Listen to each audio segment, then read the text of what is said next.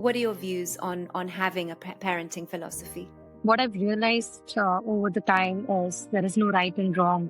Parenting is about connecting from your heart. Initially, when I started parenting with my daughter, I used to get a lot of comments from the boomers saying that you're spoiling her.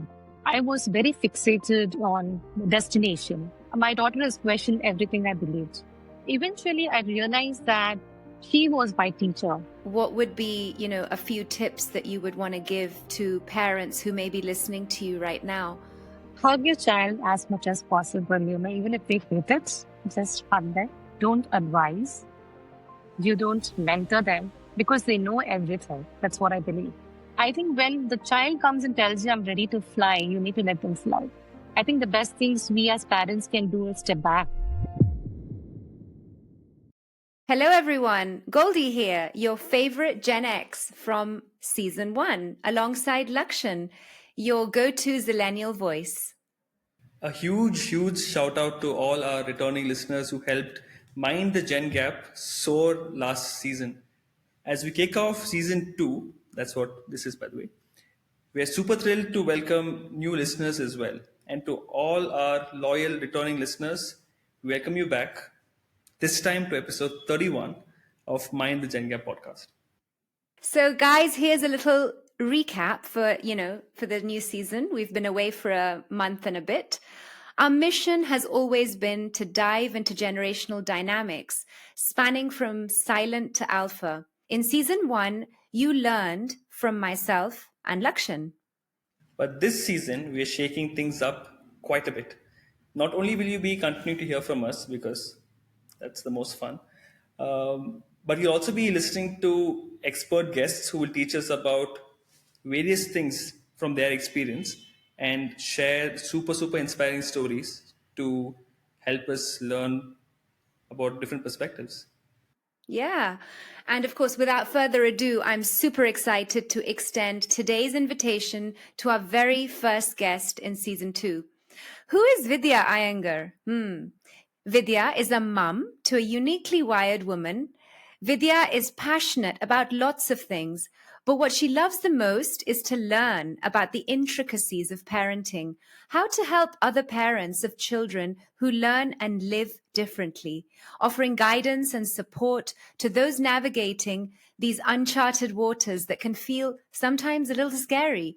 It's unconventional parenting. She has plenty of surprises because she's lived them herself. She's had to follow her gut, fine-tune her own parenting beliefs, especially those she inherited from her own parents. And above all, she's found her life purpose. Vidya is a passionate parent empowerment coach who's making waves in the world of parenting. When I first met Divya, what struck me about her was honestly her quiet grace coupled with a fierce empathy. This is the wealth that she brings to every single conversation with utmost humility. Through one-on-one coaching and reflective workshops, Vidya empowers parents to build deeper connections with her children. Her ACE framework, so that's A for acceptance, C connection, and E empathy, she guides families towards clarity and calm amidst this chaotic world. Vidya also collaborates with like-minded professionals like Lakshan and I to, cultivate strong, uplifting communities. I can personally vouch for this as I'm part of one of her communities, as is Lakshan. Her belief is very simple yet profound. Empowered parents create empowered children. Lakshan and I are thrilled to have Vidya with us today to share her wisdom and insights that will be honestly a gift for us and our listeners. Welcome, Vidya. Hi. Yay! Hi. Thank you so much this is a privilege for me. And thank you so much for having me here. How are you feeling? Great. Actually, I mean, I have my two favorite people along with me right now. So I'm just very happy to be here. Thank you. Thank you so much. Vidya, let's get started because, we have so much to talk about. But before we go into what you are going to teach us, I do want to ask you, do you know what generation you belong to? Not really. I think, Lakshan, can you help me out in this? well, I will need your year of birth, but I know Okay. we don't ask women their age, so I'm wondering what the hell to do. So here's what I'll say, okay? If you are Okay. born between 1965 to 1980, you're a Gen X, okay? Like Okay. Goldie is. If you're born between 1981 to 1996, you're a millennial like me. And if you're born after 97 to 2010-ish, you're Gen Z. So, So what suave. is So your I'm generation? Gen X. I'm Gen X. Okay, cool, cool. Yes. You have another one, Goldie. Amazing, amazing. I feel in good company today. Um, so, Vidya, since we belong to the same generation, do you feel that there is something unique that you bring to the other cohorts, younger or older than you? What would that be? Values. Values. Love that. Yep. Yeah. Amazing. And I think that just brings us very beautifully into my first question. What are your impressions about having a parenting philosophy, especially since that's your purpose in life? What are your views on having a parenting philosophy? I think there's no, what I've realized over the time is there is no right and wrong about any kind of parenting. It's just about, parenting is about connecting from your heart, and it's just the way you connect with the child from your heart and you get all the answers by yourself. It's like a coaching session, right? Where you don't advise, you don't mentor them because they know everything. That's what I believe. But what you need to give them is space and a non-judgmental space to basically grow. That's lovely, Vidya, because I think whether parents know it or not, they are operating with a particular parenting philosophy, and it's usually, I know best, or do what I say, and it is more, I would say, directional. You know, move in this direction versus that direction. But your approach is, instead of directing, it's like holding space, right? Yes. Yes. What framed this philosophy of yours? So over the time, I was a very, I think, initially when I started parenting with my daughter, I was very fixated on, destination, right? Whenever she started doing something, I would be like, okay, so if she's doing something, will she be good at this? Will she be good at that? So I used to be in a hurry to understand where she was good at. Eventually I realized that, um, she was my teacher. She's still my teacher. She taught me how to be in life and accept life the way they are, and accept people the way they are. And that's what I learned from her. And that's what I started doing over the time is just let her be. And that's what worked for us. That's beautiful. I mean, Lakshan, I know that you and I have, addressed parenting in the past as well, but what I'm observing here, Vidya, with you is it's almost like you decided to question the status quo of parenting, and Yes. it's come in your life as a process rather than a destination driven um, Yes. act. And so funny because parenting has always been associated as almost a verb of something to do with the subject, which would be the child. But when I hear you speak, I see there's a lot of co-responsibility that you take here, because you're opening yourself up to learning from your daughter. Yeah. And so this is something I'm curious to understand. How was this possible for you to determine? I'm taking a wild guess here. It was because of your specific journey, which has been, a very different one. Uh, would you say that generationally this was a little bit of a challenge for you, coming from a space of, being raised probably by boomers, I'm guessing, Yes. and you Yes. being a Gen X, and then your journey really just took such a 180 shift, right? Yes. Tell us how that happened, and what did you see? So my daughter was, as she was born, she used to be very different in the way she used to observe the world, and she was hypersensitive. And we used to find it very difficult to take her to the malls or to the parties, and she was very particular with closed environments, and she would flap her hands, make noises, and so initially, we didn't know why this was happening because we found it very tough with her, and it was like a roller coaster for us, and we didn't know how to deal with it. Um, Everything was difficult, like making her wear a dress, which has a tag, and you have to cut the tag. So yeah, and so coming to this, I used to get a lot of comments from the boomers saying that you're spoiling her you know Ah. and my mother's instincts used to tell me that just be with her. If she doesn't like water to be poured in her hair, just use something whereas the water doesn't fall in her eyes.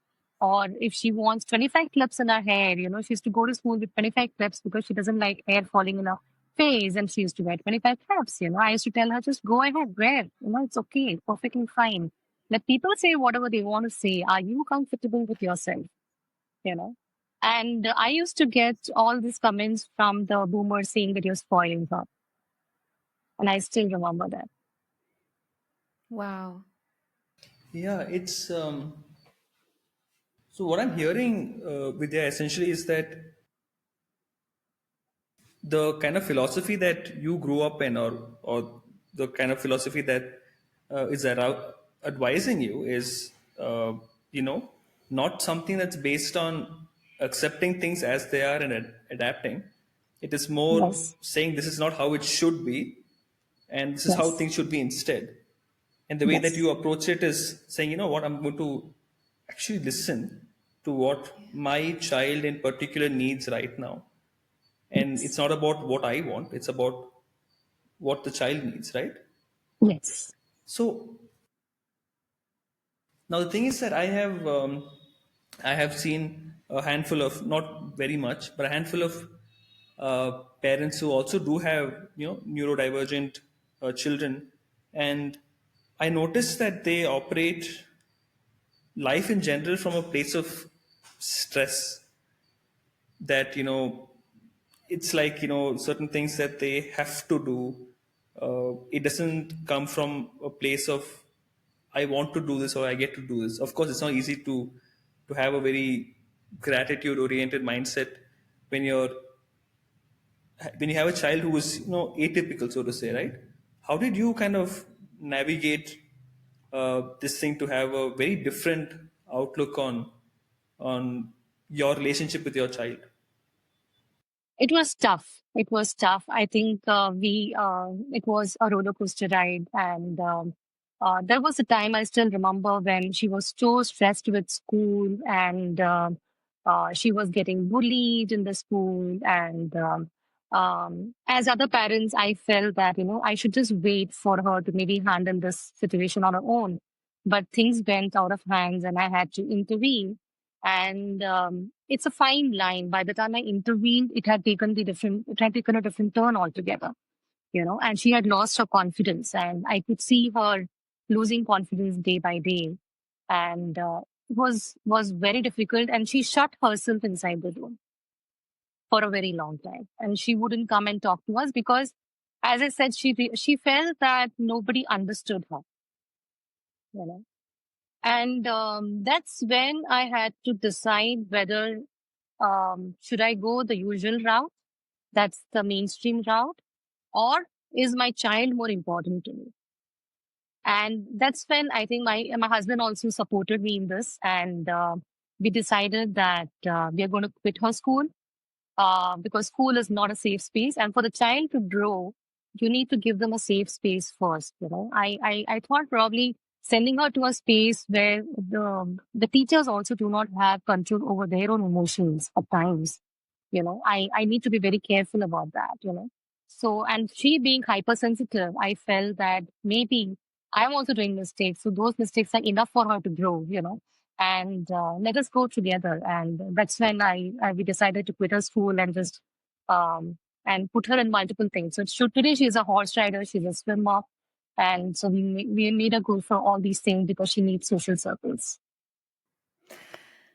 Gosh, I take such a sigh of I feel I want to hug you right now because it's such a journey that you've described, and the only thing that kept coming to me, because I'm a mum too, was would I have felt guilty, to handle the way that I handled things? Am I making any mistakes? This feeling of uncertainty almost that kind of shadows looms over you sometimes when you're trying to figure out things. And you were brave enough to go the non-mainstream, as you said, way, and I guess you followed your gut. What I wanted to just pick up on, something you said, was a safe space.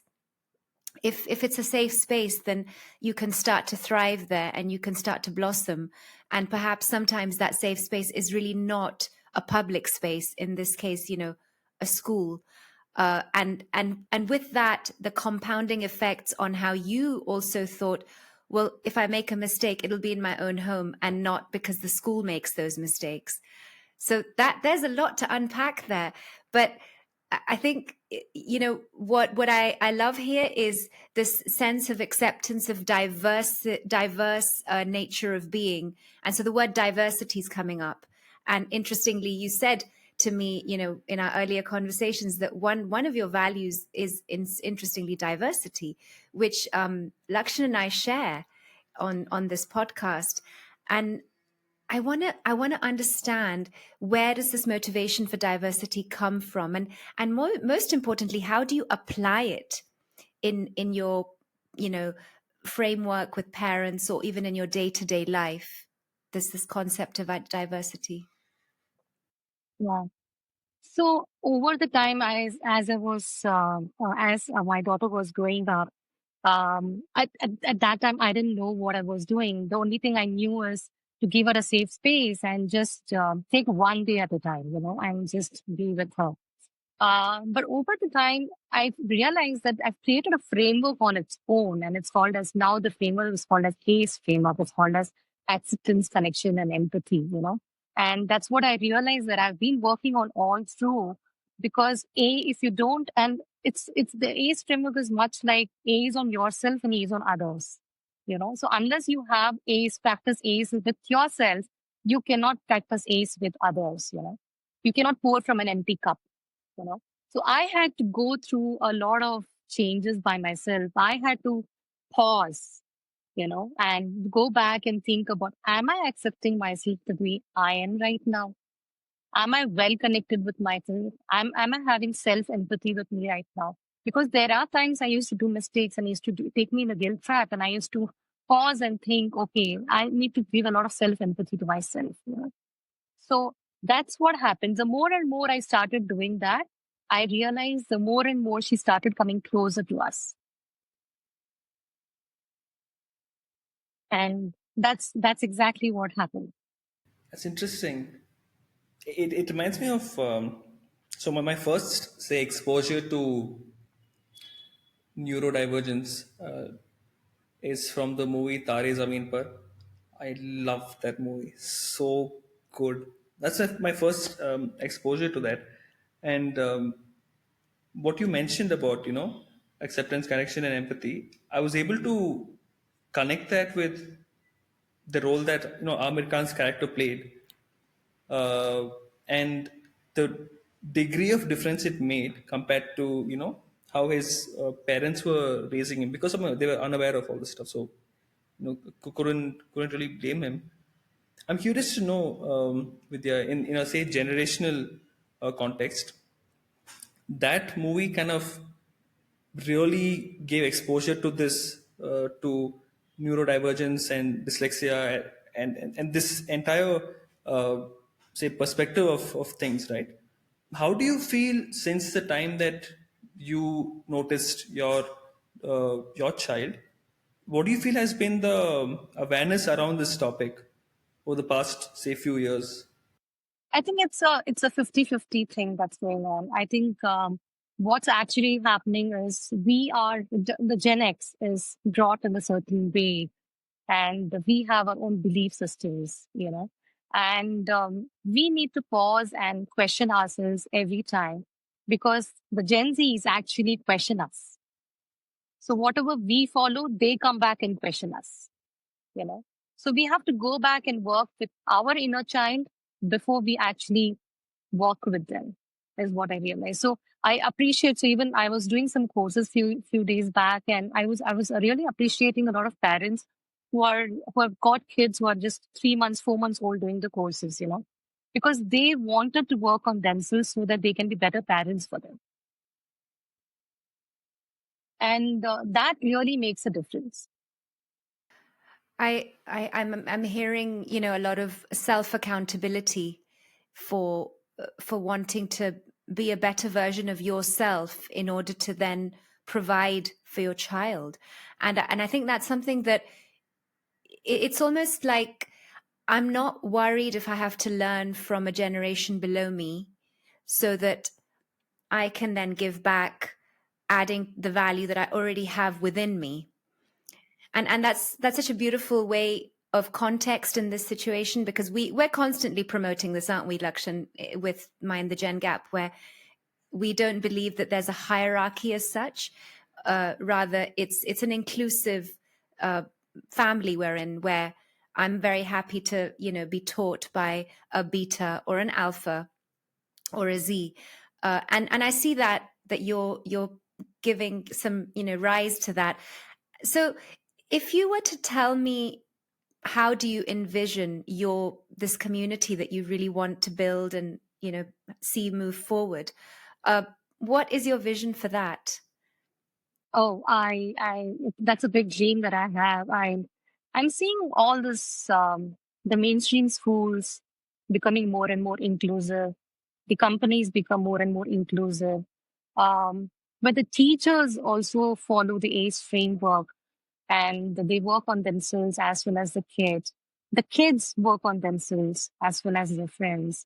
The parents work on themselves. And even the companies, I think, where they go back to work on, because it cannot end with the university. You have to step out and you have to start working. And I'm seeing people who are practicing a lot of compassion and empathy with each other. And there's a lot of acceptance in the coming generations, is what I'm able to see. And I'm looking forward to it. Lovely, lovely to hear that, Vidya. I'm curious to know, with respect to how you typically go about guiding families that have neurodivergent children in them, or even neurodivergent people in general in their family. It doesn't have to be, it could be irrespective of what generation that person or individual or set of people in the family come from. How do you go about guiding them to embrace this ACE framework? So this is what I believe. I come from a space where I believe that the clients already know everything. They just want somebody to hold space for them and just be there without questioning what they're doing, you know. And that's exactly what I do. And through the sessions, I also make sure that they practice a lot of acceptance, connection, and empathy with themselves. That's what I do. As you were telling us that the client already knows, but they just need to be reassured that what they already know is going to work for them. Yes. It's almost like I heard your story summarized, because you were in that situation yourself when your child was, Yes. Yes. going through her Yes. process, and what you essentially did was believe in yourself and listen to your own gut. Your husband Yes. supported you on that decision making, and from there things changed, I think. And from being a little girl who struggled at parties, she's a thriving horse rider, and I understand she's also studying abroad, and you've had to even let her fly away, which is something even the Yes. most conventional parent has a struggle with when their child leaves the nest. It is. It is. Actually, in fact, I still remember the day when she came and told me I'm not going to stay back in India. And I was really taken aback. And it took me a little while. to let her go because she's still on meds. She was on ADHD meds and anxiety meds. And she gets a lot of panic attacks during exams and stuff like that. So I was a little skeptical, but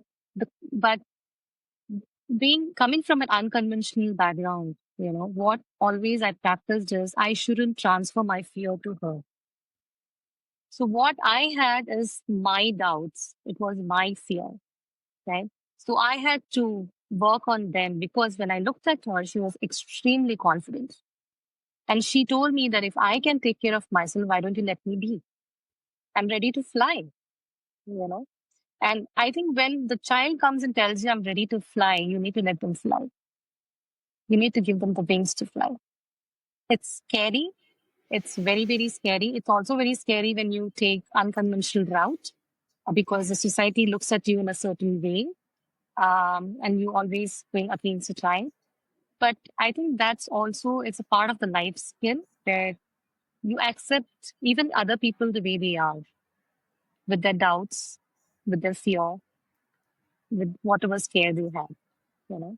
So you understand your needs and you understand their needs as well. So empathize even the other people who are scared and who's looking at us saying that, hey, how can you do it? And you can understand them. So this whole um, pulling her out of mainstream has taught her a lot of things, taught us a lot of things, and we as a family, we've learned a lot. So when I heard you speak about pulling her out of the conventional school, what was the approach you took for her education after that, Vidya? So there is a learning space in Pune, which where I sent her to initially. And there was a time when she wanted to homeschool and she wanted to be herself and learn things on her own. And we let her do it. And then she went back to the learning space because she said, I can't go to any mainstream schools now. And I want to go back to the learning space. And that's what she did. So she thrived in that environment and she knew how to handle things on her own. And yeah, I mean, we're learning so much from you, Vidya.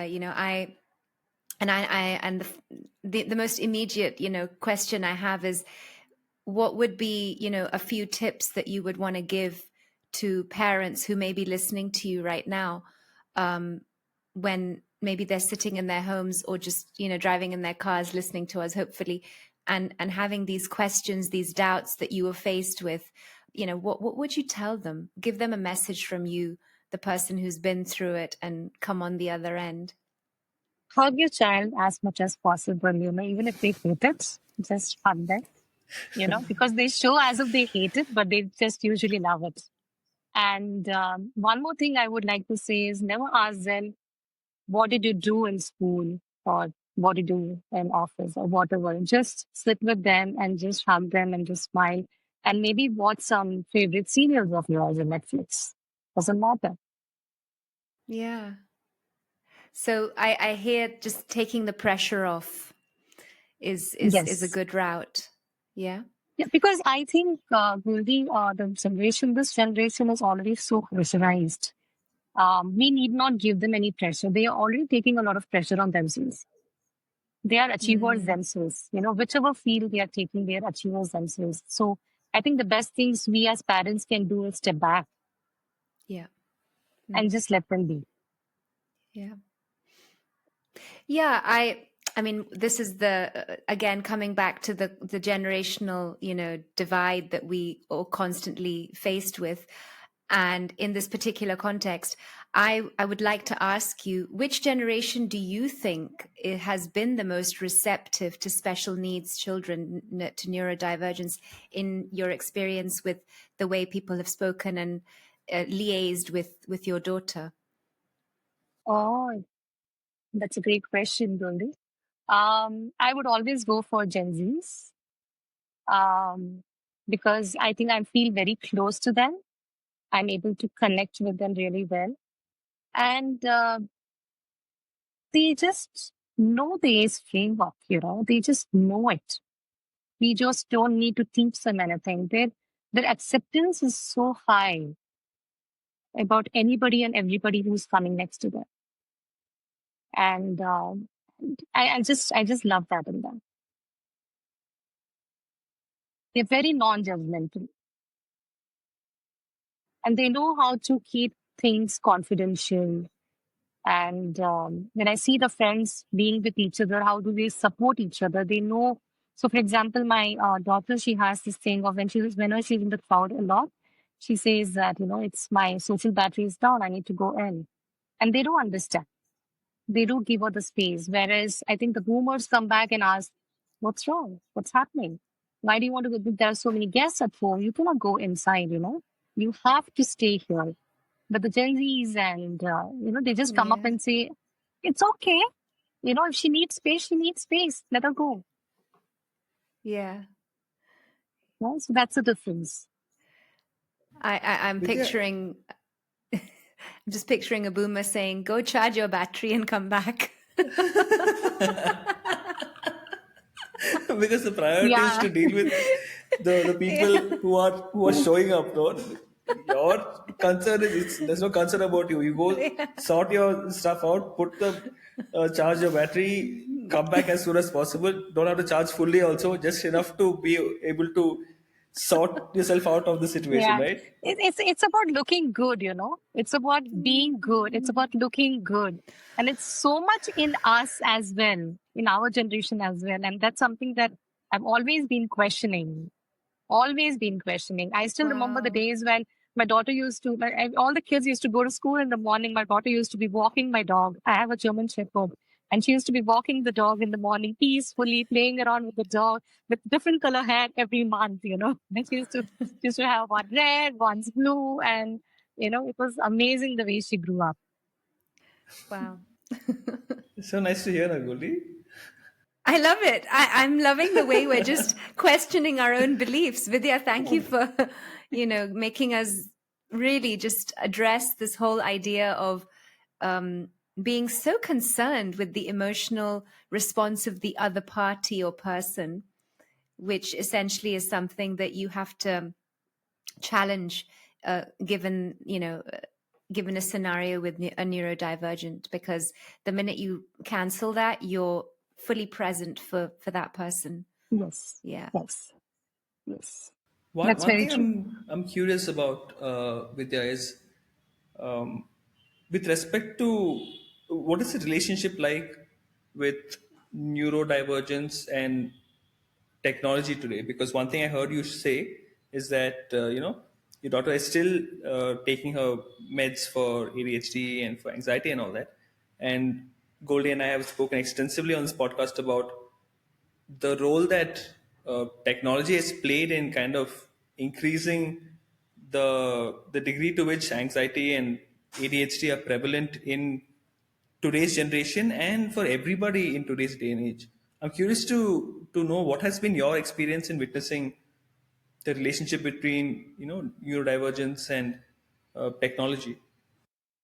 That's again an interesting question because my daughter has questioned everything I believed. And she used to sit and watch documentaries one after the other, and she's a visual learner. So I couldn't stop her from watching any kind of videos and stuff like that because she was a visual learner. And that's something that I had to accept. But there were times when she used to go for swimming, and I used to make sure that she has enough physical activities through the day. And there were times when I used to sit with her and watch, and we used to discuss about what she's watching. So there was a lot of involvement. It was not that the child is watching and the parents are doing something else. It's about watching with her, doing everything with her. So there is a difference. So I would say that there is definitely a balance in the technology that you have to bring in. But even with technology, you can still bond. There is a possibility to bond still. Oh, that's a good one, Vidya. There's a Mm. possibility to bond, even though that it's not like it's. I think one thing I'm sure even Goldie, you also agree, which is that a lot of parents talk about uh, how they're struggling to get their children to detach from technology because they're spending so much time with it. But your view on this is you can actually allow technology to be a to be a bridge, like a way to not mind the gen gap, but to mind some kind of gap. No, I really like that approach, right, Goldie? Yeah, I think what I'm getting here is it's a vehicle that you can use to facilitate the relationship and strengthen those bonds, which I think there's this idea of making it more seamless. And I think earlier you said hug your child, and if maybe you would want to engage in watching your favorite Netflix serials with them. I mean, that is social media essentially, isn't it? Netflix is another form of media. So you're suggesting that that can actually bring you both closer together, and I love that too. It's a very fresh perspective, and once again I want to just commend you on the breaking the status quo, and really just challenging the views and of even millennial parents who are ever so concerned always about technology. But perhaps if there is a neurodivergent individual, this is just another means to an end, whatever works, bearing always in mind the needs of the other person, which is kind of like the acceptance part of what do I need. Let me accept that about myself, and let me see what the other person needs as well. Yeah. Yeah. So I would like to add one more thing is that even where the technology helped me is there was a time when she was not going to school and she was in the house with me and there were all the kids used to go to school. So I didn't know how to build her social skills. And we used to sit and watch the Netflix series. I mean, definitely which are safer for her age. And we used to talk about, how would the person react and why do you think the person reacted the way the person reacted? Do you think you could have done a certain way and why did he do it? So we used to have these conversations and that's what helped her with social skills as well. I love that. And I think empathy is one of the words in the acronym, right, that you have. Yes, yes, Right? So we know this, and I'm sure you both know this, that watching films is one more way of building your empathy, because you have this ability to identify with the character of the film. And they say this about yes, books too. So maybe as a yes, neurodivergent, you find it a little harder to read because of the whole ADHD, element. But with a film, your attention span can be that much longer because there, as you said, she's a visual learner. So I'm translating the watching something on Netflix as a form of learning, which has yes, essentially been an integral part of her growth. yes, yes. Mm. So I think parents' involvement is very important because every time having a conversation around what you're watching, why do you think this has happened? I think it's very important to have these conversations in the house. Mm. Vidya, one of the I had a different question in mind, but as you just shared this, one of the episodes that Goldie and I had done was on, of course, how Gen Z is considered to be the anxious generation because they're typically higher on the anxiety scale, so to say. The subsequent episode we did after that was about the parents of Gen Z in general because of how it's like whether they choose to or not, at some capacity, they have this hyper involvement with their child's life, and it causes a lot of anxiety and stress for them as well. But what I'm hearing you say is essentially that while there is a deeper level of involvement that you've had in your child's growth and progress in general, I'm not sensing that. Stress element or anything at all. Gold, you know what I mean? Yeah, I'm seeing, and I think I know what this is. This is a combination of gentle and conscious parenting, because it's coming from a place of I don't know, let me just try. And the gentle part is you're allowed to make mistakes. Maybe we can make them together and learn from one another. Uh, as always, I think parenting techniques, there's a lot written about them, isn't there? But, I just want to circle back to the very beginning of this whole question that I brought on, which was your philosophy of parenting. And you made it very simple, right? You said there's no right answer. Just understand your child. And I think you said it in I said it in your bio as well, because it's directly taken from what you shared with me. An empowered parent will help create an empowered child. Yes. So there were times, as you said, Lakshan, there were times, it's not that we didn't have the stress, because there are times when they don't want to tell us what has happened and they want to be with themselves. They wouldn't share all the secrets with us. And as parents, I think we need to be okay with that as well, because it's not about sharing the secrets, it's about holding the space, you know, just letting them know that we are there, and just maybe just ask them, is it okay if we sit with you? Will you feel better if I just sit with you? You don't need to tell us what has happened, but maybe, do you think it's okay if I sit with you? And just be quiet and just be okay with the silence. Lovely. I mean, we could go on and speak for a long time. I think this has been extremely nourishing for me. Lakshan, how do you feel?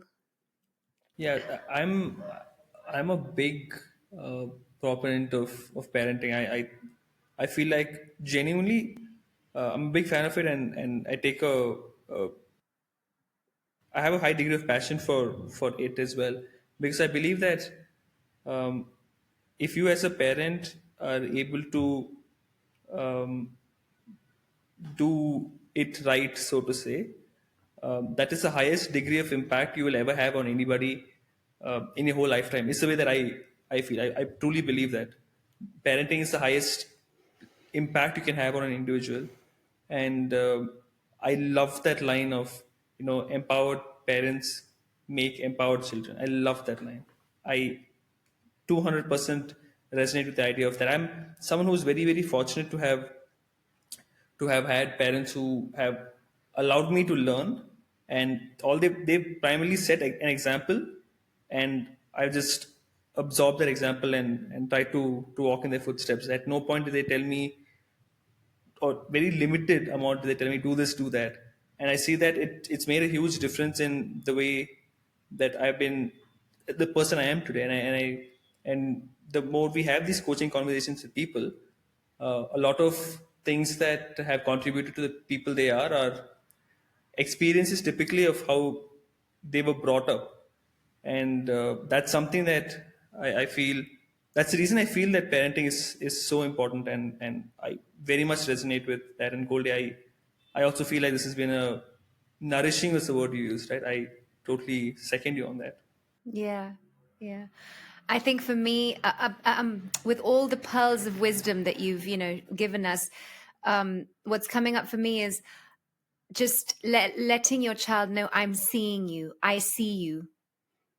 I think that just kind of sums up for me, because once they know they're being seen, you can partner with them, you can be creative with them, and then let the world be, because at that moment, as you said, you had to break away from all the conventional norms and be diverse and be inclusive, and you follow that through and through in your values of life.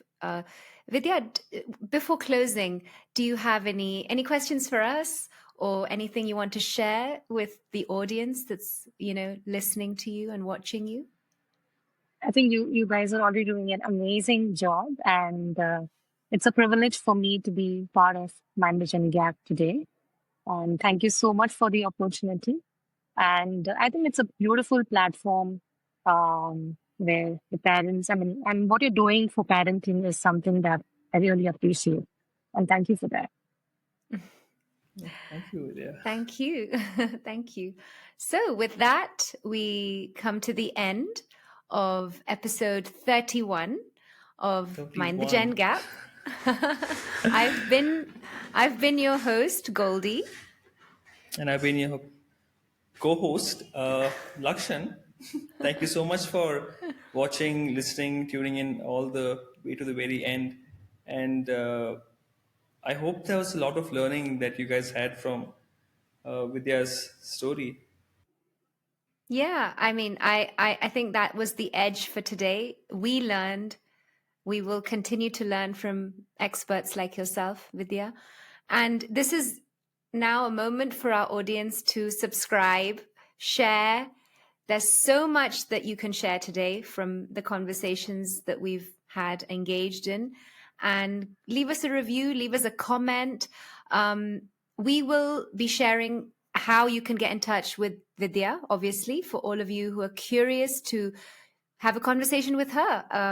We'll put out her details in the show notes and also as and where we share the episode links.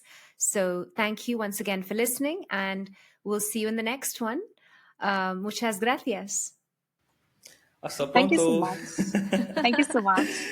Bye. Thank you, Vidya. Bye. Bye. Bye.